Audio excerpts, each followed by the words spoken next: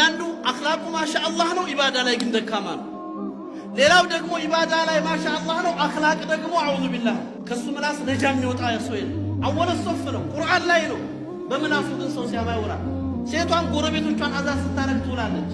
መከራ እንደው መጣብን የሚባል ሰው አለ አይደል? ደግሞ መጣብን የሚባል ነብዩ መሐመድ ሰለላሁ ዐለይሂ ወሰለም እንዳሉት እነ ሸረ الناس عند الله منزلة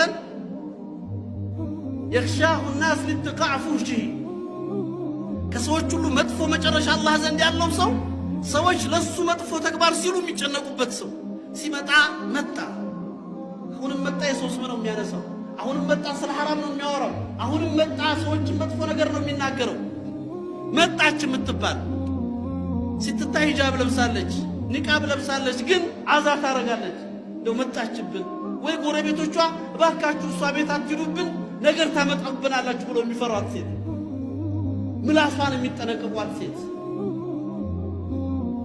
ይሄ ነው ሁለቱ አይነት ነገር እነዚህ በሁለቱም በእስልምና ውስጥ ግዝ ናቸው እስልምና ሙሉ የሆነ ዲን ነው ሙሉ ማንነትን ሊያስተካክል የመጣ ዲን ነው ኢባዳው ከአኽላቅ ጋር ካልተጣመረ ባህሪያችን ከአምልኳችን ጋር መያያዝ ካልቻለ